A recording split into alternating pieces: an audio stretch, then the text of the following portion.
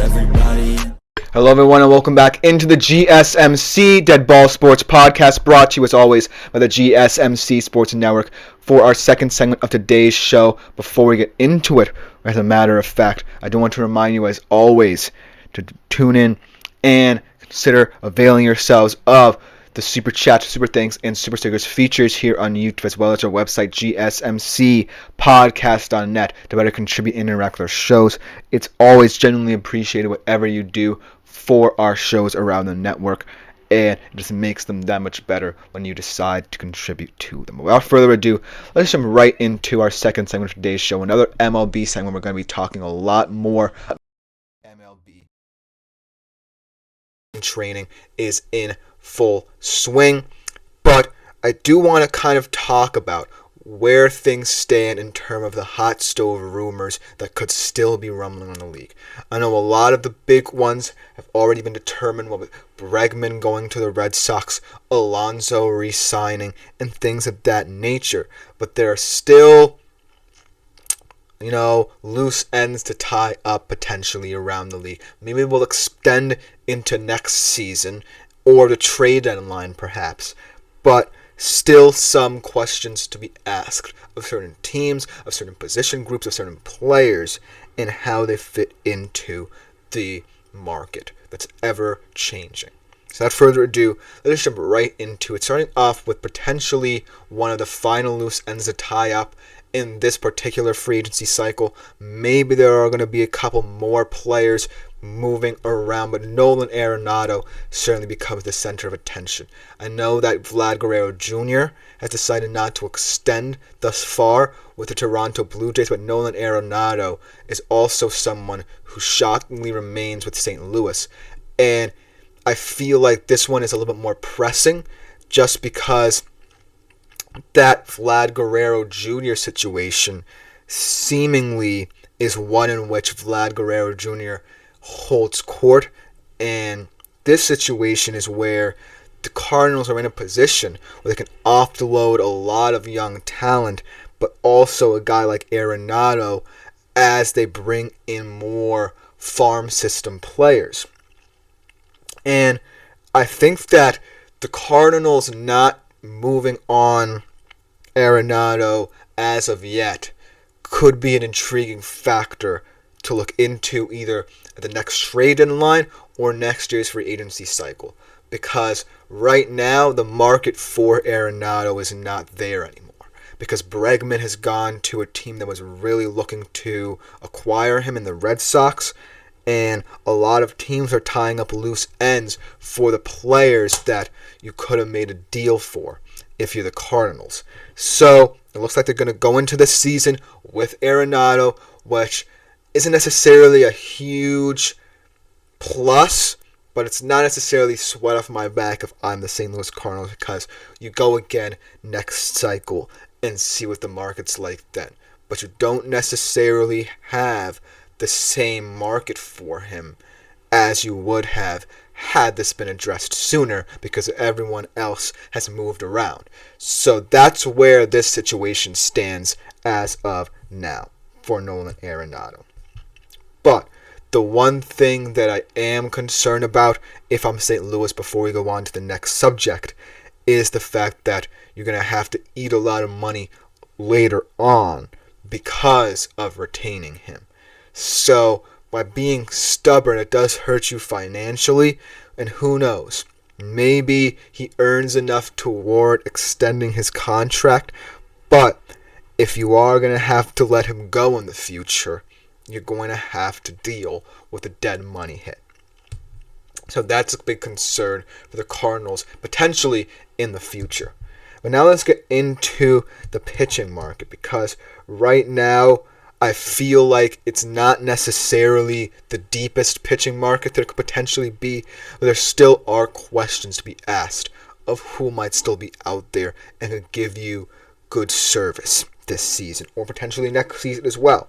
And I feel like, Clayton Kershaw is going to be someone who, if he doesn't necessarily perform for the Dodgers after all the injury concerns surrounding him, he could exit. Andrew Heaney, I was wrong yesterday in saying that he was still with the Rangers. I thought he had re-signed, but he is still on the market, and he's preparing himself in his own little pitching lab. Guys like Kenley Jansen and David Robertson are competent closers if you're looking for that relief and bullpen help. And if you're looking at this free agent market, you have to think that you're going to get someone who's not a high on talent, a number one starter, but a guy who can get you good innings. It's a bulk kind of pitching market, not necessarily one where you're going to get the high-end star.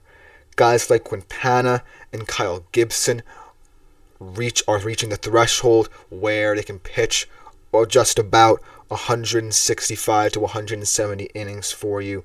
But if you want someone who's a little bit more varied in their pitching approach, guys who have a little bit more pitching in their arsenal, guys like Turnbull and Eunice have well above average pitches where they can attack you from different angles and come at you with different stuff and more varied than, say, just innings eaters.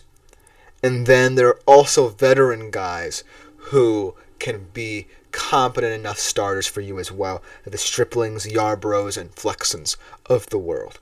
And then guys as well coming back potentially from injury that could give you good upside to your pitching staff, like John Means or Dave Sclafani. And then in the bullpen, there's a lot of bulk here as well. A lot of interesting guys, potentially from your middle relievers to your closers. Kyle Finnegan's still out there. He has an impressive amount of saves over the past 4 seasons. Lefty relievers looking to be an interesting market this offseason, specifically Chafin, Colin Poche, Brooks Raley, Drew Smiley, Jalen Beeks could all be available. A righty reliever, Kimbrel's out there, Kelly's out there. These are all fascinating guys. Lance Lynn could be out there, as he's someone who could project to go to the bullpen after an illustrious career in the league as a starter.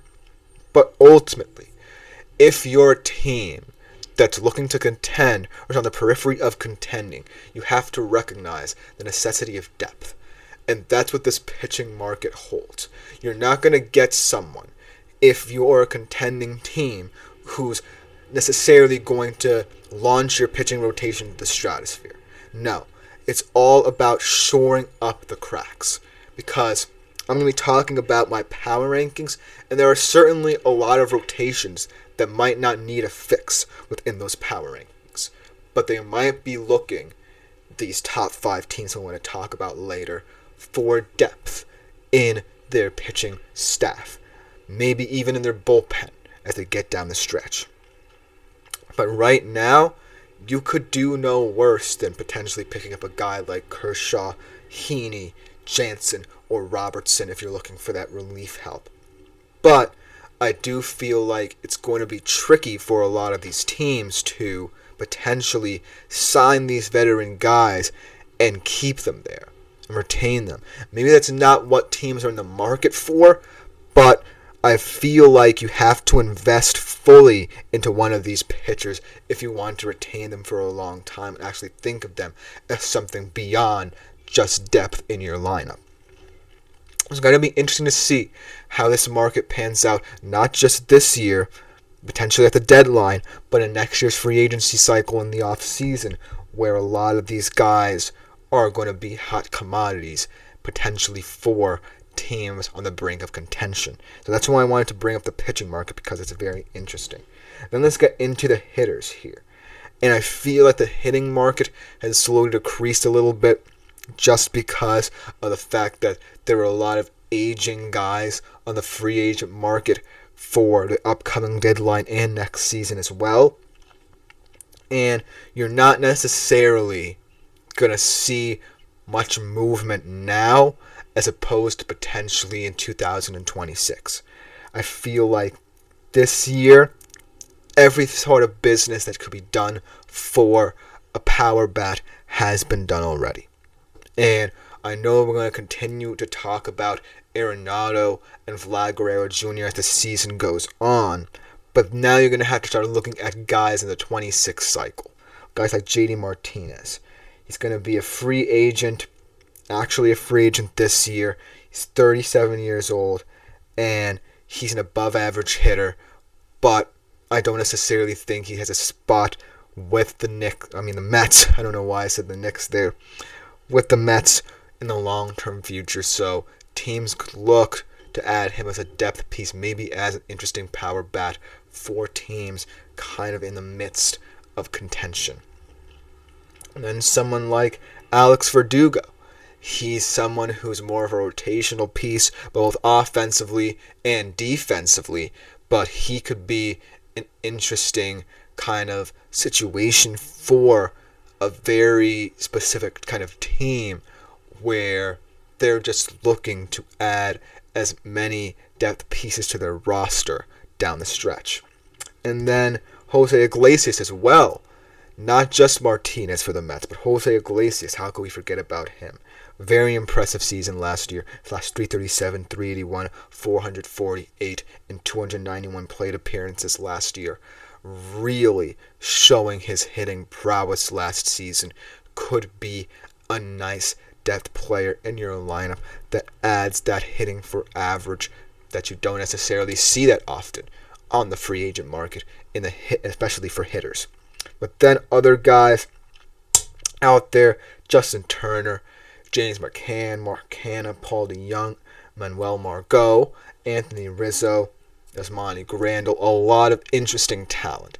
Like again, not necessarily the talent was either signed or traded away like the Bregmans and Alonsos of the world and Sotos of the world, but still guys you could add to your roster. And you're always going to have to look for positives if you're a team in contention. And last but not least, I don't necessarily think there will be a big spring training trade. I know that the White Sox are potentially looking to offload Luis Robert Jr., but I don't necessarily know how much he's going to garner in a trade.